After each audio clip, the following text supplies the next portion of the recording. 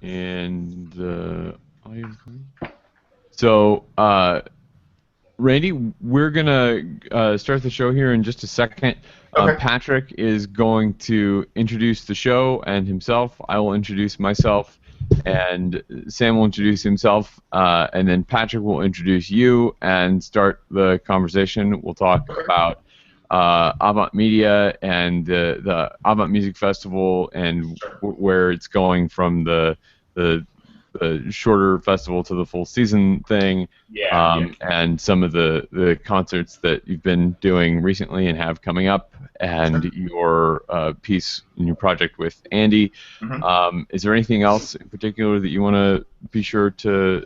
Am I leaving anything out? No, I think that pretty much covers it. Okay. As far as we're now. Yeah, and if anything else comes up, feel free to plug whatever you got going on. And we'll do that as long as it is working. And we would normally go to some news stories, but we didn't really catch much this week. Okay. There was some more. Yeah, I saw the ASO thing, but some more very public bickering in Atlanta. But yeah, there you go. Kind of the only thing that we can really count on these days. Yeah, indeed. So so that's pretty much gonna be it. Do you have any questions for us? No, I don't think so. No, I think it makes sense. Has somebody tweeted the show starting? I was about to, but if you would like to, you're welcome to.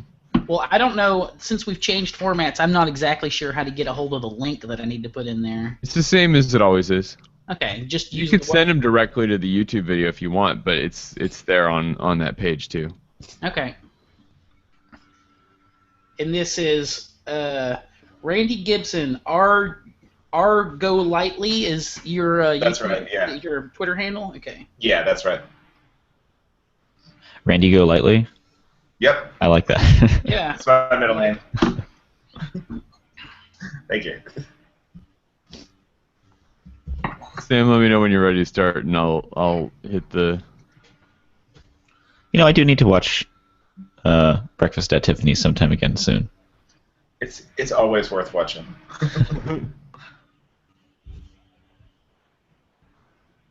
Does Avant Media have a Twitter handle? Yeah, Avant Media is at Avant Media. Okay. How very easy to comprehend and. Indeed. So, because we deal with a lot of people and like a lot of Twitter, and mine doesn't say who I am very well, but I'm not a business or something, Right. Yeah.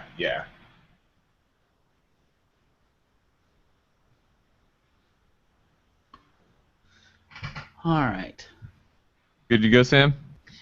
1 second.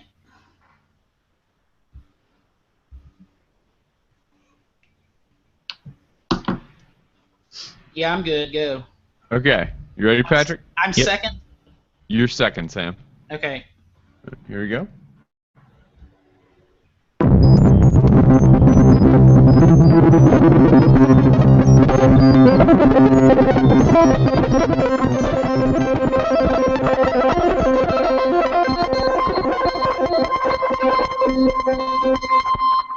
This is SoundNotion, the weekly podcast for new music and music news. I'm Patrick Gulo.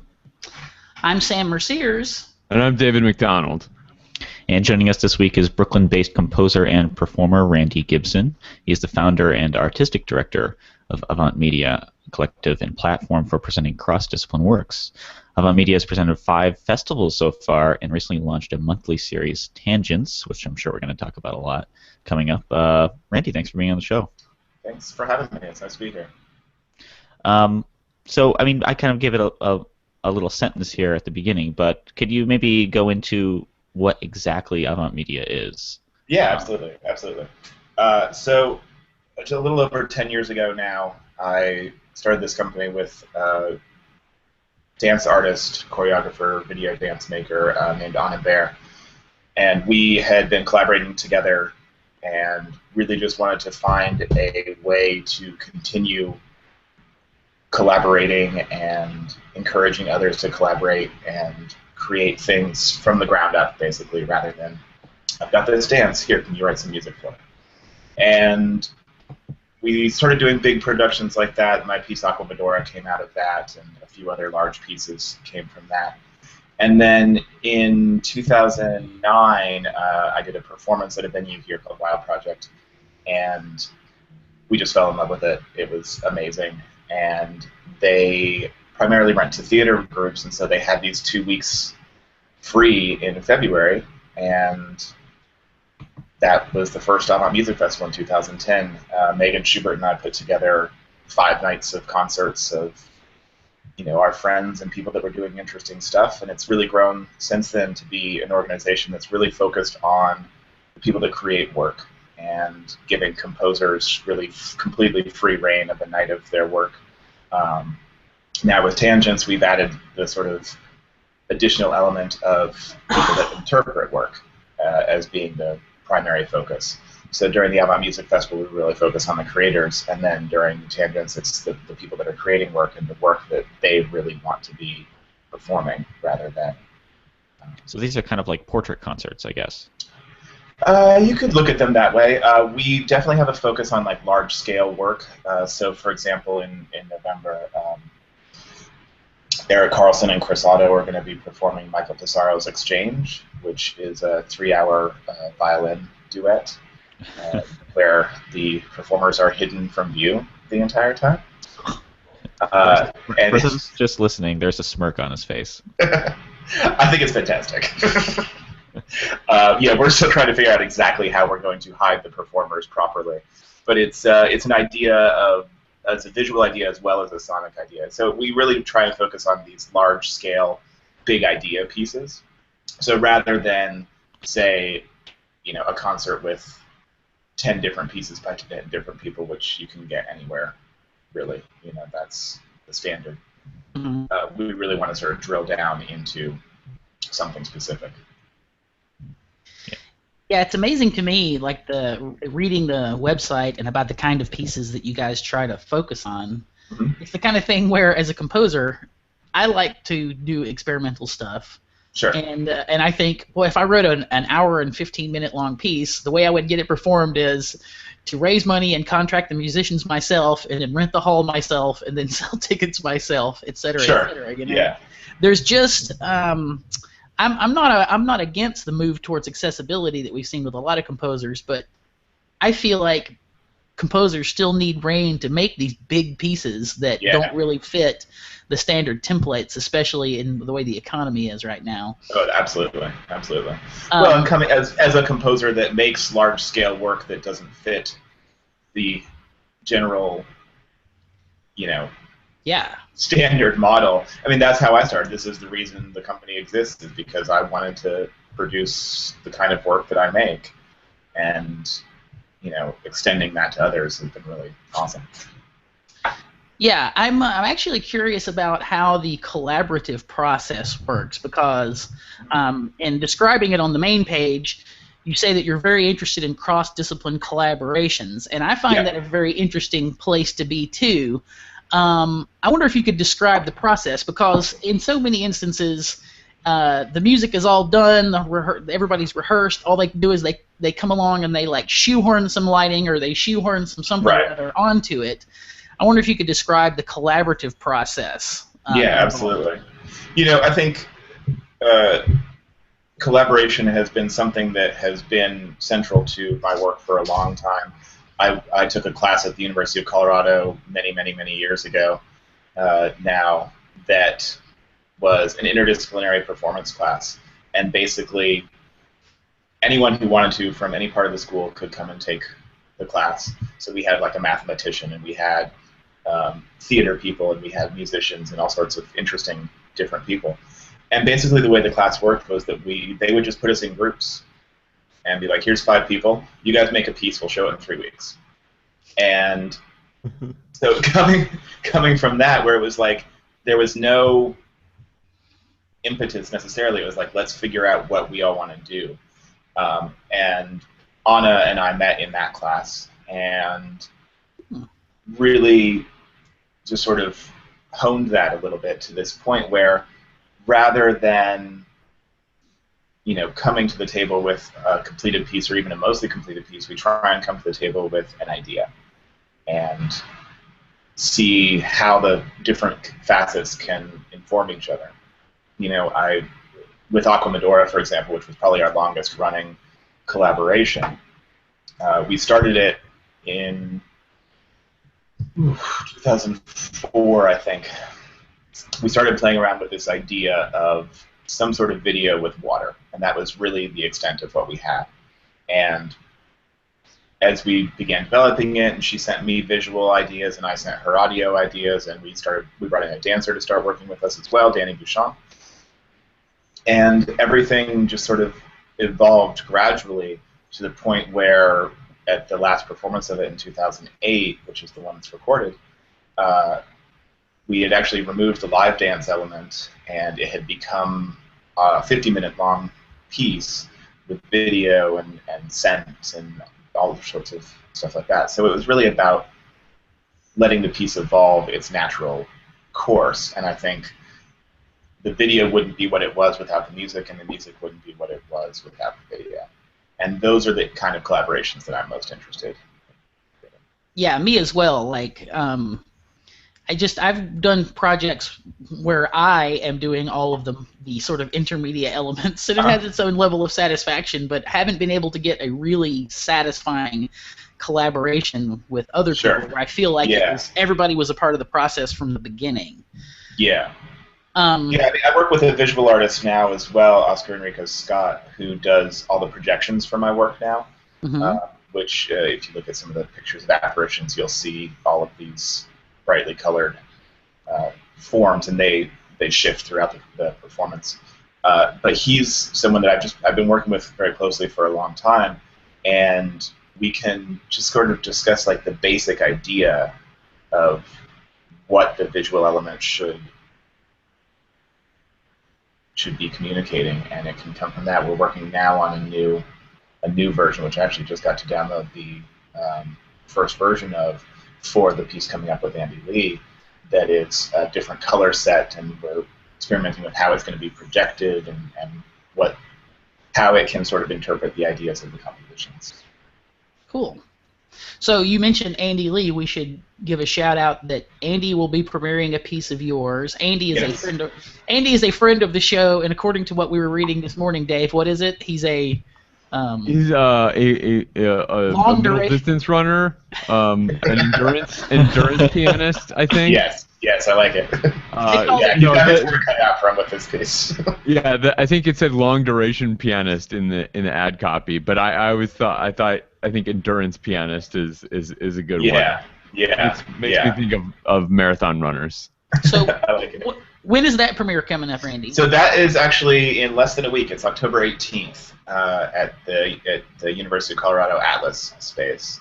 Okay. It's a totally awesome, super teched out black box that they built after I left, and it's really exciting to be going back there and to be working with Andy, and he's just been an absolute joy to work with on this piece, and it's a very different direction for him, which I think is really exciting, and it involves electronics, and it's gonna be good.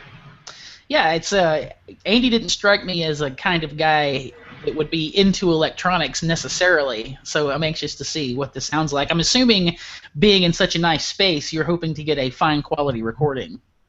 Well, I think try. Oh, I think we got quiet all of a sudden, but No.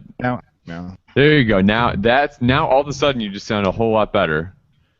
We should have diagnosed that before. It just hit me while you were talking that he's got a mic in front of his face. It should sound different. Test through now. Now you're kind of cutting in and out, actually. Sounds like it's gating or something. It's either gating or a cable.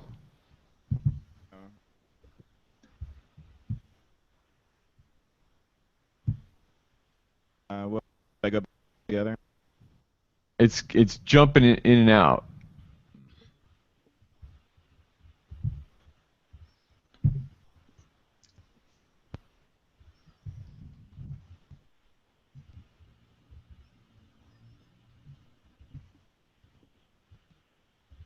Any better? No? I don't hear anything.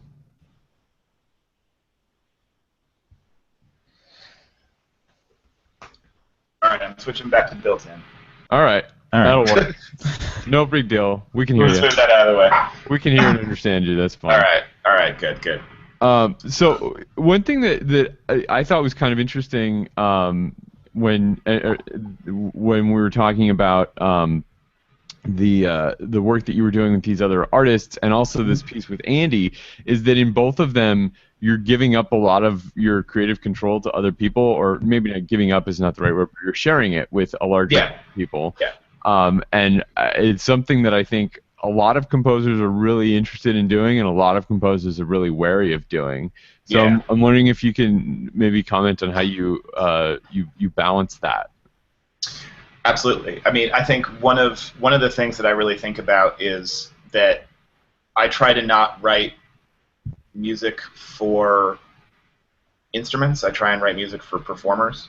So, I wrote a few years ago. I wrote a solo trombone piece for the trombonist Will Lang, and we were talking about it recently as if there's another trombonist that I'm working with now, Jen Baker. I'm working with both of them these days, and Will was saying to me that he wouldn't really want anyone else to perform it, and he's like, well, maybe Jen would perform it. And I said to him, well, I would write a different piece for Jen. The piece I would write for Jen would be different than the piece I would write for you.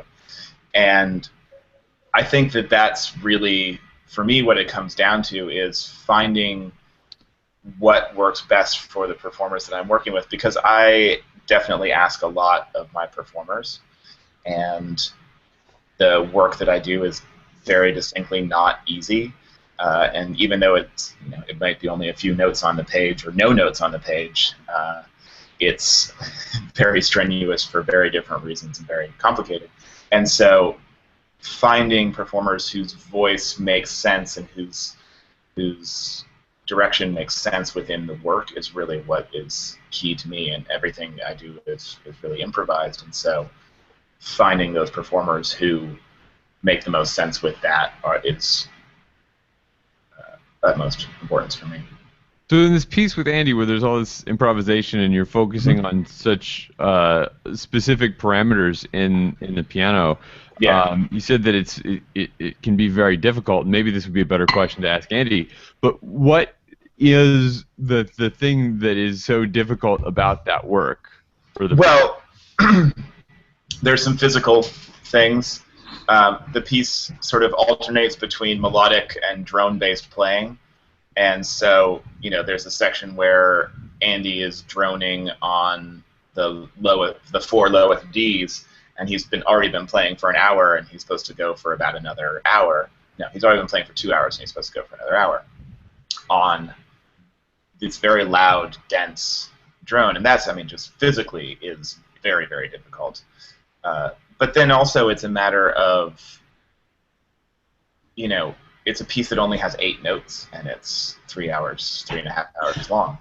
And so just wrapping your head around that, obviously that's something that Andy can handle. But sort of that aspect of it is complicated, and finding the beauty in the overtone structure of a specific note and really letting it resonate and taking the time when it's necessary and pushing the time when it's necessary. So there's a physical difficulty to it as well as a sort of mental and aesthetic difficulty to it. Yeah, I think that's something that struck out to me when we spoke with Andy about November, is the aesthetic difficulty. I think is an interesting way to put it, is to think about what you're doing and then find the patience to let it happen over that really long period of time. I don't think it's something that I could do. Yeah. Sure. Yeah.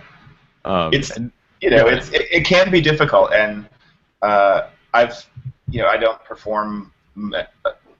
I perform my work and I perform Cage's work fairly frequently, and the Cage aesthetic is definitely one as well, where you have to find the space to let something happen. I did a piece with Will 2/5, which is piano and trombone, and the piano part has, I think it's a 7-minute rest, just right in the middle of it, where nothing else is going on, and it's beautiful. But it does just have to really, you have to be prepared for it and focus and not lose the performance aspect of it. Yeah, and the performer needs to somehow communicate that the piece is not over.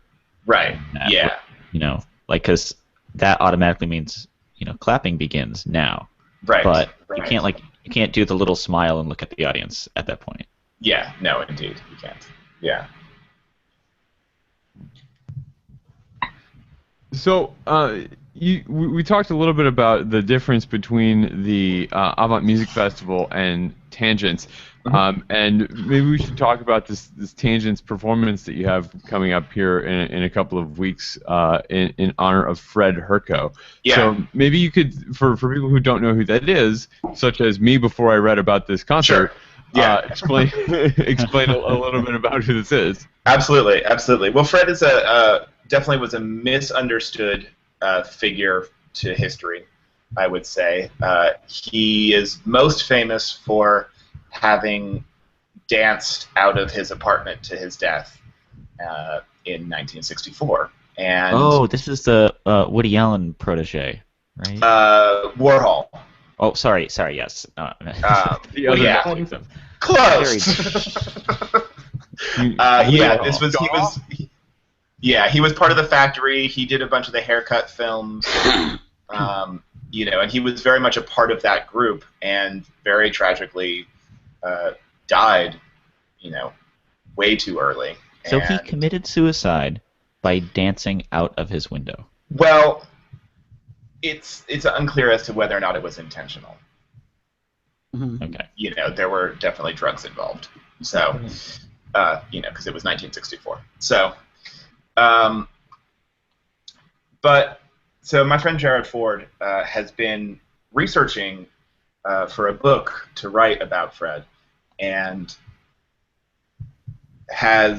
because the only thing that most people know about him, if they know anything about him, is that, or that he was a Warhol star, whereas he was actually an incredibly talented choreographer and an amazing dancer, and was active with the Judson School and all of these sort of early 60s downtown performance, you know, Dancing with Yvonne Rainer and all of these people, that is so much less sensationalistic than the Warhol stuff for his death.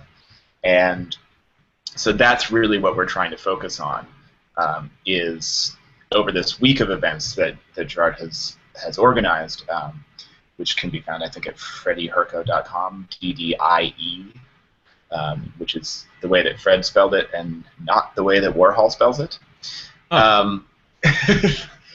which further complicates things. Yeah. Warhol spells it with a Y. You know, there's all sorts of elements of his career that are incredibly interesting, and he was making really beautiful work. You know, I've gotten to see some of the photos, and we're going to be posting a bunch of photos and documentation over the next couple of weeks on our Tumblr page. And you know, it's an incredible body of work that was made in an incredibly short period of time. I mean, he was only really active for 3 or 4 years, and for this concert specifically, we're focusing on the work of a composer, Peter Hartman, who is also not particularly well known, but was a composer that was deeply associated with the living theater in the early 60s, and wrote a bunch of these beautiful songs with a bunch of poets that were associated with Fred, or just generally with that scene. And so it's all of these beautiful poems and set to really interesting music that Megan Schubert and Emily Monzo are going to be performing. And then we're interspersing that with readings of poems. So, like, for example, at Fred's actual memorial service, which was in 1964, this will be the 50th anniversary, John Giorno read a poem that was essentially the announcement of the memorial service. And he's going to be reading a new poem to open this memorial service as well, that deals with sort of the history of Fred and the relationship there, and how, what that circle was. So I think it's going to be really interesting, and we're going to be showing some of the Warhol films that he was a part of, and it's going to be a really beautiful event. But the idea with this one was really to sort of demystify and sort of extend what is known about him. It sounds like a really beautiful evening. I think it's going to be really nice. Yeah.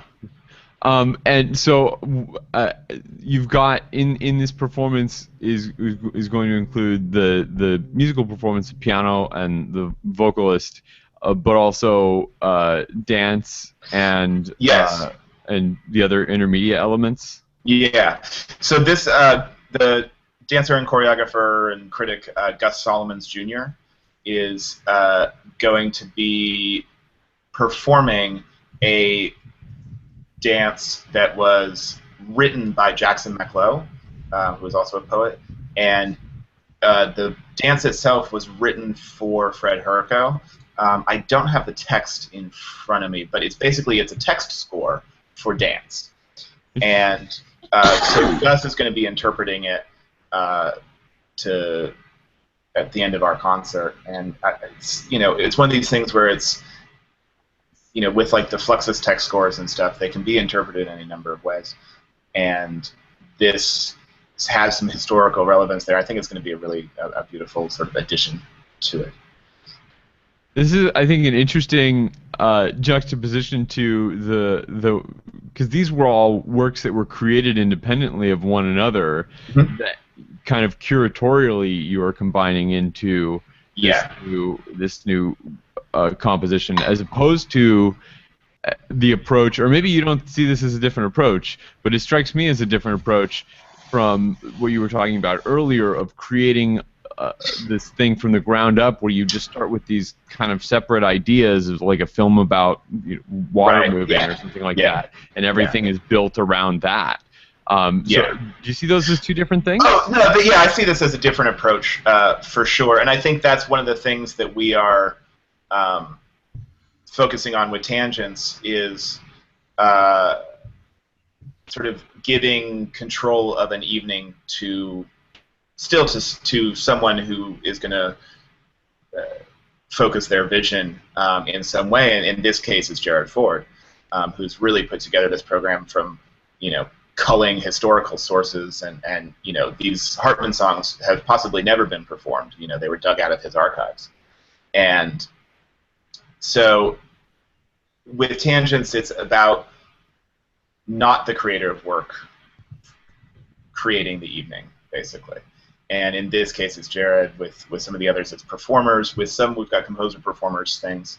So it doesn't necessarily have to do with collaboration in the same way that like the original works we create do, or even I would say the works that we create for the festival are really much more about collaboration too, because we really try and work with the composers from the get-go to make something that makes the most sense for the festival. I gotta say, Randy, these sound like a lot of work. These sound like a whole lot of work over so many hours and so many weeks and months. Well, we've already got our 2016 festival planned, and we have dates for the 15-16 Tangents. So I like to do things well in advance so that we don't have too much to worry about. And do people seem to appreciate the it's so much work to create this thing that I mean I don't know of a lot else that's like what you're doing. Sure. And I wonder what the how it's received by your audience. Oh, I think people understand it. I think I would like to think that people get sort of how special what we are doing is. I know that the composers and performers do, and I feel that probably translates to the audience as well, and that, like last year, Alvin Lucier premiered a piece with Joan LaBarbera on our festival, and there was definitely a sense in the audience that the people that were there got to see something really special, and that was really rewarding. Well, so I hope so. It's good to hear, because I was kind of being goofy, but it does sound like this is a huge, like, writing an opera every month is what's going on. Well, let me just like produce a monthly installment of grand opera.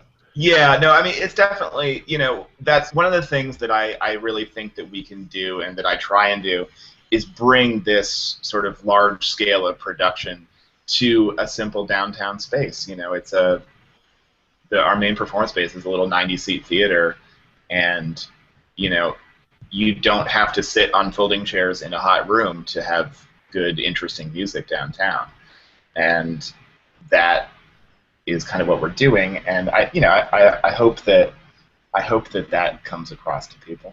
I think it does. No, it's great. It's great. Do you have any media that people can find of your events? Oh yeah, we've got a lot of the pages on avantmedia.org have photos and stuff, and we're working on getting. We just relaunched our website a couple months ago, so beautiful. Thank you. So there's a lot of photos and stuff there. Our Facebook page has a bunch of photos, and then we also have Vimeo and YouTube pages with video of pretty much every concert. Usually just excerpts, because couple-hour long things we can't really do the whole thing. Those are heavy uploads.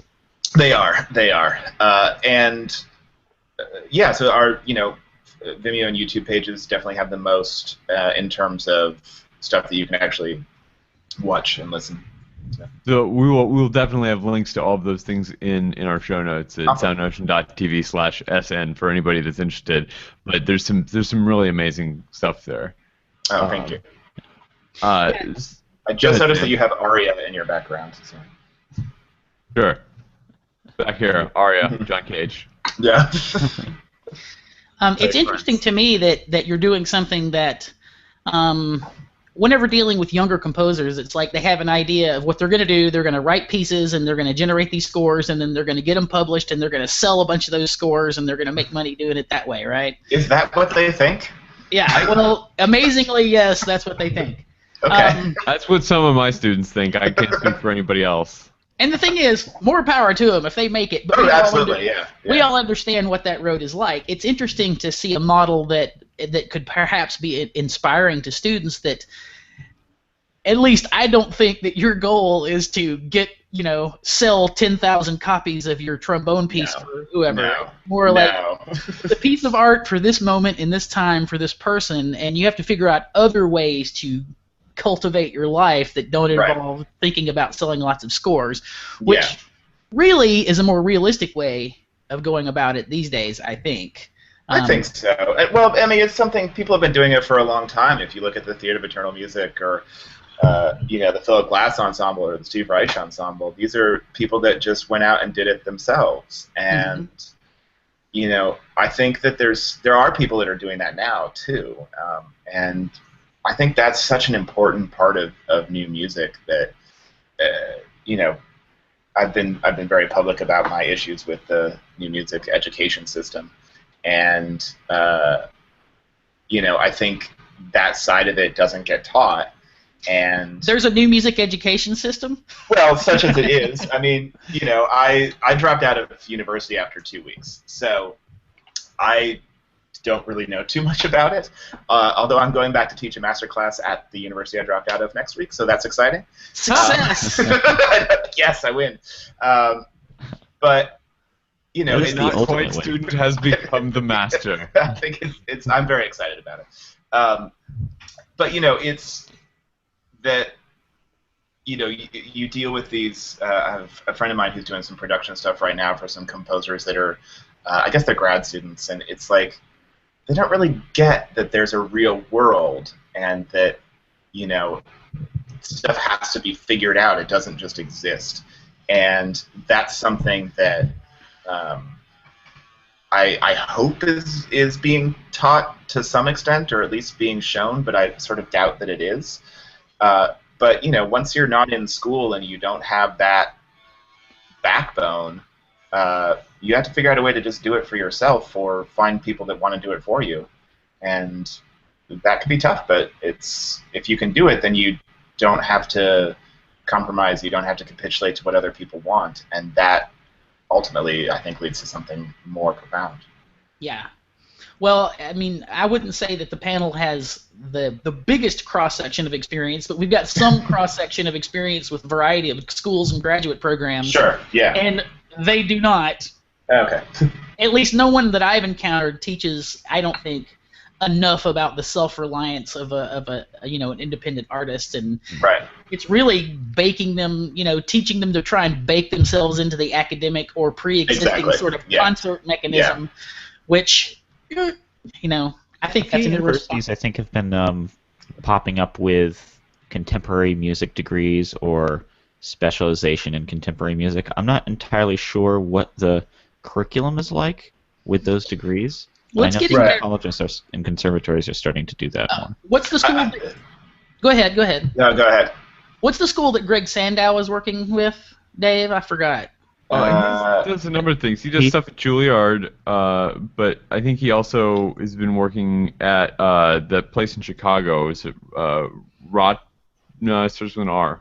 Yeah, but it was it's like a liberal arts environment, and he was hired to sort of like Roosevelt. Yeah. To really rework their curriculum and the way they think about how to teach music and create musicians, and we have been meaning to get him on the show forever. But as an he's an interesting guy. As an example, I always ask educators when they come on, especially if they're singers, about microphone technique, because I just wonder, do you teach your singers microphone technique? And the answer almost always is no. And to not teach a singer how to use this implement that is part of the modern orchestra for them, is to me irresponsible. And that's just, I think, a symbol of how things go. Yeah. It's old guard teaching mostly.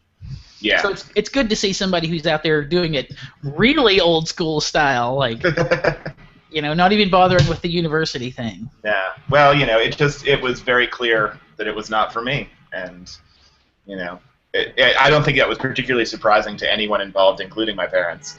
It was just like, I've always been very sort of self-guided. I did Montessori school and all that kind of stuff too. So it was just like, the traditional education model just doesn't work for me. And, and I'm fine with that. So now you make pretty awesome creative stuff in a pretty non-traditional way. So I think it worked out. Well, thank you. So for yourself, is there any? We know the Andy Lee premiere is coming up next week in Colorado. Yeah. Any other big stuff for you in the works? Other than the festival and the other festival and. Right. Yeah. No. We're going to be doing a preview concert for the festival on December 8th. At Wild Project, where I'll be premiering a new piece with Will Lang. It'll be a duet for voice and trombone, based on a sort of new version of my chord that I'm working on, that sort of makes it more symmetrical. It's sort of an initial sketch for something else that I'm working on. And then there's going to be a new version of Apparition of the Four Pillars in the Midwinter Starfield under the Astro 789 duet at the Avant Music Festival this year, where I'm really excited that we're actually going to have two cellists this year. So Marielle Roberts and Megan Burke are both going to be a part of it this year, which is really exciting for me because they're both just awesome, and having those two instruments together is going to be really nice. So those are basically the big things that I'm working on right now. Cool. We were talking about your long poetic title before the show this morning. It's one of Sam's favorite things is the long titles. Oh, yeah? So where does that long title come from? Well, the title initially started as kind of a score to describe the sine wave composition that we were performing over. So when we did the first Apparitions of the Four Pillars, which that one has a really long title, and I don't think I'm going to be able to remember it off the top of my head. But that one it sort of basically just described what the pitches were doing, because the piece was originally basically it's an expression of a tuning system, right? Okay. It's almost like naming a movement after the tempo. Yeah, exactly. And okay, I guess it was the second one that I gave the really long title to. So the second performance of apparitions that we did was called Apparitions of the Four Pillars with their lowest additive primes, as limited to the 3rd, 7th, 9th, and 11th new primes chosen cyclically, the total of premonition, the memorial connector over the outlying primal abyss, and the midwinter ending. And those were all sort of sections as I was developing the tuning and what made the most sense. I started referring to different aspects of the tuning in these specific ways. And that has kind of developed since then. So, for example, the Midwinter Starfield is a section of the chord. It's the lower tetrachord in my tuning. And there's a theme that goes with it. And the Astral 789 duet is this something that happens electronically. It's the 7th, 8th, and 9th harmonics up at the very height of what is possible to be heard. But then combining in different ways based on duration, octave sort of synchronicity, where at the highest octave it's the shortest and the lowest octave it's the longest over a 3-octave cycle, where they are moving independently throughout. So it's really just, it's describing what's happening in the piece. It's just using sort of poetic language to do so. I like it. I'm a big fan of, the first, if you're going to have a programmatic element to your piece, the first part of the program is the piece. Is the name of the piece. Yeah. And I like it when the name of the piece is the entire programmatic element. So that's all it's giving you to set your brain up to experience this piece a certain way. Yeah. I think oftentimes a title is enough to do it. I don't need a paragraph about, I don't know, this fantasy land inside your mind. It's too involved to me. Yeah. If that's what it takes. Yeah. Well, I actually used to never even write program notes for my work. I didn't like to. I wanted it to just sort of stand on its own. And you either enjoyed it or you didn't, because I never read program notes until after a concert is over. But then I was doing a performance of Aquamadora in LA, and someone came up to me afterwards and they said, "Oh, that was so beautiful. That was such an amazing piece. It's really a shame the piano was out of tune." I was like, "Oh, I guess I need to start putting program notes just so that people know it was all on purpose." Nice. That should be the note. It was all on purpose. Period. End of program note. Yeah. It is, was, / will have been on purpose, depending on when you are reading this note. Yeah, exactly. Yeah, that was such an interesting comment. I was like, how did you... okay, whatever. So I was reviewing your archive, and this is more of a personal thing for me because I'm a big fan of this person. I see that in 2011, you had Niles Vigeland on. Yeah. Along with, with Ryko. Mm-hmm. What piece did he perform, or did he have his own piece performed? So that was Ryko was officially the composer that we had initially invited was Ryko, and what Ryko wanted to do with his evening was a joint concert with Niles, and so basically it was a bunch of short pieces for piano and instruments. Okay. And if I'm remembering correctly, they each wrote a piece or had a piece for piano and voice, for piano and clarinet, for piano and cello. So you saw teacher and student and that evolution. Right.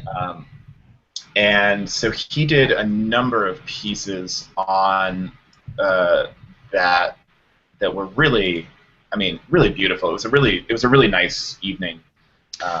Well, Niles Vigeland is no stranger to long, imposing. Indeed. And actually, I mention this all the time, and I just found when I was looking this morning, I was at the 2000 June in Buffalo, and Morton Feldman, along with Eberhard Bloom and Jan Williams came together once more as the Feldman soloists and performed Crippled Symmetry. Nice. And I sat there in a metal folding chair for 3.5 hours and experienced this piece, and now there is a recording out. Of that performance? Yes, so some of those creaking metal folding chairs, that's me! So anyway, I'm going to have to, I don't know what 18 euros comes to in American dollars. That's not money. You're a part of that piece, Sam. I am. Yeah, you got to do it. I was reading reviews, and it says... Sam's got to get his mechanicals. That's right. It says intermittent creaks and sniffs come with the territory, but can hardly notice, such as the intensity, luminosity, and sense of occasion on this mesmerizing account. And that's Steve Smith, a music critic I really like. Yeah, I know. Steve is great. Anyway, just as a point of interest, I will put that in the show notes too, because it's a very that's fantastic. Formative experience for me, and I think fits perfectly with talking about these long minutes. Oh, absolutely. Pieces. Yeah, no, hearing those Feldman pieces and even like really early on, I did a performance of For Benita Marcos. In like 1998, I want to say, something like that. And just taught myself how to play it, and like that experience was just like, oh my God, just completely mind blowing. You know? Yeah, I love those pieces of his. Morton Feldman is someone that younger composers, I think, don't know enough about, and they really should. I feel like that's starting to change. I think there was just a big performance here for Philippe Gaston, that at Issue Project Room that was stunningly beautiful, and I mean that's I think it's almost 5 hours. Yeah. And that was, the folding chairs weren't metal, but they were still folding chairs, and that was. But it was completely mesmerizing. Yeah, absolutely. I hope I know that there's a couple of young performers. My friend Carl Larson is one who performs a lot of Feldman's work, and is very a big proponent of Feldman's work. So I think it's starting to sort of get its second wind, and I hope that we see more and more of it. Cool. Maybe we can get some of those performers on the show sometime. We'll look there you go. That. Good thinking. All right, so on to the news. There's not a lot of news this week, but if you needed any more proof that doing your own chamber music is the way to go, indeed, the Atlanta Symphony is not surprisingly still locked out. And they are also, not surprisingly, still bickering and saying stupid things in the press. Notably, we saw some really interesting Washington Post journalism this week by Geoff Edgers, and it included some really bizarre statements from the Woodruff Arts Center's governing board. And if you're thinking, wait a minute, I thought we were talking about the Atlanta Symphony, remember the Woodruff Arts Center is this overarching organization of which the Atlanta Symphony is a part. So the more we find out about the situation, the less power it seems that the Atlanta Symphony's own executives have, separate from the Woodruff Arts Center's executives. So the Woodruff Arts Center their governing board chairman Douglas Hersch it basically called the Atlanta Symphony Orchestra musicians crazy people because they are arguing with the rich people that endow their chairs and pay their salaries, and it's insane for him to think that. And then his justification was that he wasn't. I'm not calling them crazy. I'm just wondering if they're crazy. So it's completely different. That's right. It's like the Jon Stewart thing where he says, "No offense, but you look fat." You know, I'm not saying you're fat. I'm just saying you look fat. It's like it's similar to I don't have the facts to back this up, but I'll say it anyway. I'm not saying you're crazy, but the thing that you're doing is crazy. Right. And there's another little component in there that, I mean, Dave and you and I were talking about this morning, but Geoff, who is it? Is it Geoff Edgers? Geoff Edgers, yeah. Yeah, Edgers, excuse me. Had stated during the last lockout that he needed the musicians to make these concessions, and this would be a one-time thing. Which, by the way, was only like 2 years ago. Yeah, and the criticism that Dave and I give is that he made a promise that he can't keep. And so they're going back to the musicians and saying, we're going to need more capitulation on your part, and they're saying, you told us it was a one-time thing, and he denied it. And then they produced an audio recording of him saying it, so it's starting to get that kind of, Melrose Placeian sort of component involved. I will tell you this, based on the social media streams that I see, which I would say are very heavily arts laden, the musicians are winning the public opinion battle. I think musicians they usually do. Yeah. But I mean, we've seen a lot of these, and I have seen more like really upfront, in-your-face musician activism. Like more active support and people going out of their way to do things to spread the word and show their support than I've seen in a lot of other instances. Well, and I think there are more platforms for that, and people have seen those things work for Detroit and Minnesota over the last 4 or 5 years, where the patrons organizations have gotten a little bit more organized and been more independently supportive of the musicians.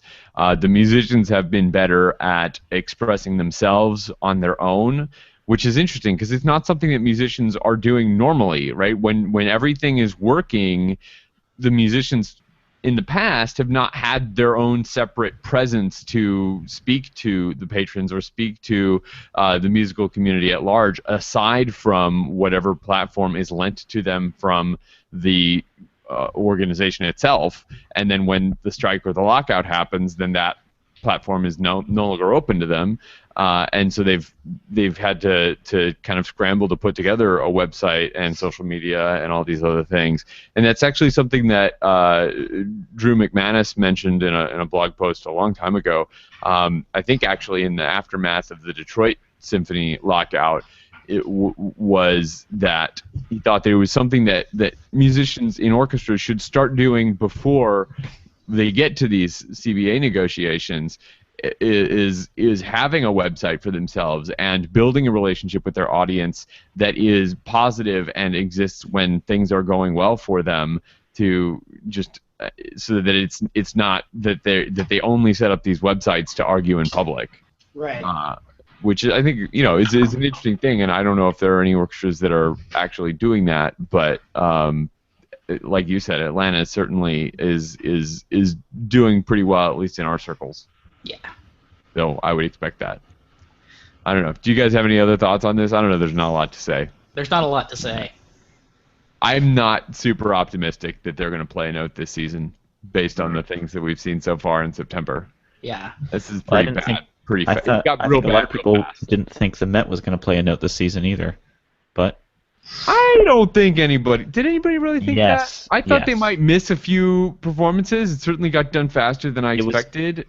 I think people were very much expecting, if not this season, at least through 2014, nothing was going to happen. Really? Yeah. I mean, it was really looking that way. I guess. I mean, these seem to be more petty and more malicious than anything I was reading about the Met. Maybe I wasn't reading enough. Well, Patrick lives in the city, so he gets all the inside information. Right. So we will, I'm sure, keep you updated the next time somebody says something stupid to a reporter in the city of Atlanta. But until then, you should go check out all the things that Randy has going on, and we will have links to Randy's site, to Avant Media, and all of the other things that we spoke about today on our site, soundnotion.tv/SN. Randy, where can people connect with you and find ways to keep up with what you're up to? Let's see. My website is randy-gibson.com. I'm on Twitter at Argo Lightly, which is probably the place where I'm most active. So I'm Twitter at Argo Lightly or at Avant Media. Both of those are essentially me. And that's really where we share the most stuff. Avant Media has a Facebook page as well where we share all of our events and all of that kind of stuff too, but those are probably the best ways. Excellent. We'll have links to all of those things. SoundNotion.tv/SN. You can find all of the archives for this show and all of our other shows at SoundNotion.tv there.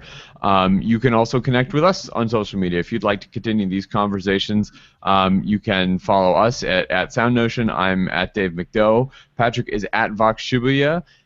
Sam is at Housegoy, and Randy, as he mentioned, is at Argo Lightly. And we would love to continue these conversations with you after the fact on Twitter or on Facebook, or we also you can subscribe to us on YouTube or any of those other places. Send us a letter! Send us a letter, yes. Nobody sends letters anymore. I don't think we actually have a physical address listed anywhere on our no, page. But I'm sure if you just write SoundNotion, it'll get to the right place. It's Yeah. like sending a letter to Santa or the White House.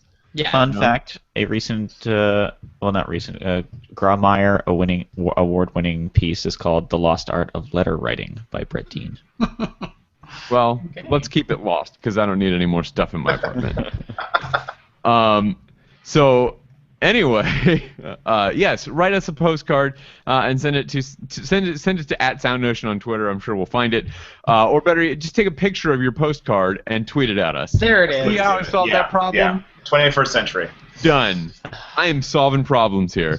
If you can subscribe to this show and all our shows in the iTunes store, leave us a review there. Leave us a review in the other places that you get your podcasts. That really helps us out a lot to help people find us.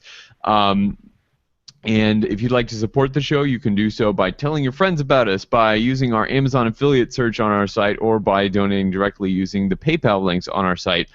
SoundNotion's introduction includes music by Patrick Gullo. And thank you so much for being with us this week, and we'll be back next week. Boom. All right. Randy, before you go, Yes. the poet who will be doing a piece at the beginning of the Fred Herco show. Yeah. Yeah. I didn't pick that up when you said it. Oh, I'm sorry. John Giorno. Please spell that. Yeah, John as it is, and then Giorno, Giornio. Okay. Yeah, he's a really awesome sound artist. There's some really cool stuff of his. He's an interesting guy. Yeah. Yeah. The whole endeavor sounds like it's interesting all the way around. I think I'm really looking forward to it. It's weird because it's like the first free concert that we've ever done, and so I have no idea how many people are going to show up, which is weird. But yeah. Yeah. Well, it really makes me wish that I lived in the area. Well, you can always fly out, right? I can what? You can always come in, right? Yeah, just fly in for the show. Yeah.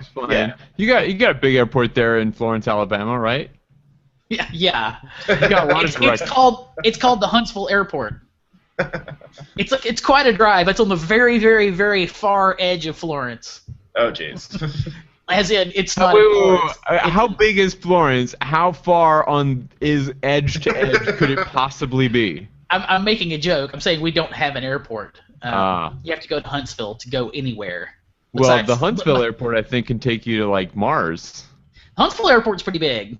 Oh, you mean because of the rockets? Because it's NASA. It was a NASA joke. It was a space joke. That's right. Sorry. Anyway, Randy, thank you so much for thanks joining so us much, this guys. morning. I really had fun. I'll let you know when everything's up, Awesome. and feel free to share or do whatever you want with the media. Cool. Excellent. Thank you so much, guys. Thanks a lot. Bye. All right. Bye. That was delightful. It was. He was fun to speak with.